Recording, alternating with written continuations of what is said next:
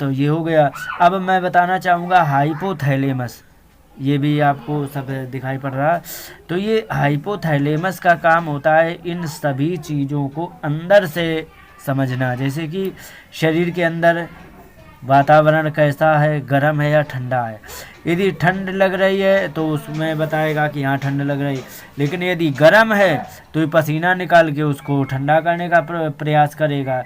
और ये हमारे लिए बहुत महत्वपूर्ण अंग होता है, क्योंकि यही हमारे स्वभाव को, यही हमारे गुस्सा और प्रेम को, और ये भूख प्यास, इन सभी बातों को ये ज़्यादा हमारा कंट्रोल करता है, और इन्हीं चीज़ों पर इसका नियंत्रण होता है।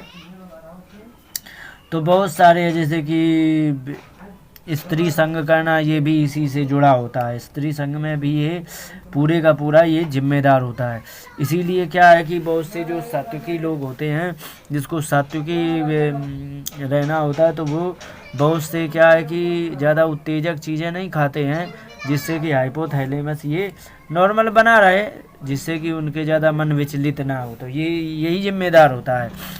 दूसरी बात बता दें ये कि लड़के में ये थोड़ा सा ज़्यादा होता है, एक्टिव होता है, और ये लड़की में कुछ कम होता है। इसीलिए देखना, लड़के को आकर्षित करने के लिए लड़कियां मात्र 10 सेकंड में आकर्षित कर लेती हैं, लेकिन लड़का यदि लड़की को आकर्षित करता है तो कम से कम 3 महीने लग जाते हैं। तो 3 महीने क्यों लगते हैं? क्योंकि उसका ये हाइपोथैलेमस ज़्यादा नहीं होता है।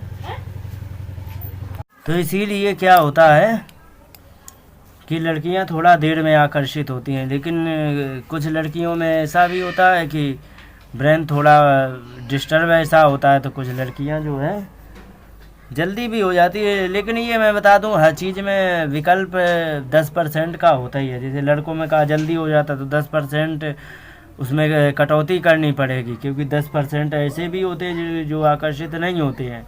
लड़कियां देर में आकर्षित होती, लेकिन 10% उसमें भी काटा जाता है कि 10%, 100 में 90 ही लड़कियां कम आकर्षित होंगी, 10 तो हो ही जाएंगी, क्योंकि सब एक जैसे नहीं होते हैं। इनमें क्या होता है, ये कम होता है, तो इसको धीरे धीरे अपने फेवर में लाना होता है। तो इसलिए लड़कियों को थोड़ा समय लगता है। लेकिन जरा सा का जो गलती कर दी लड़के ने, तो फिर उससे आकर्षित नहीं हो सकती है। अब मूर्ख है तो बात अलग है, जाने दो, मूर्ख को तो कुछ भी है। तो ये होता है। तो ये सेक्सुअल पावर को यही बनाता है, और ये एक दूसरे में आकर्षण का भी यही कारण होता है, और बहुत सारी बातें होती हैं। अब मैं बताना चाहूँगा, ये तो हो गया हमारा अग्र मस्तिष्क।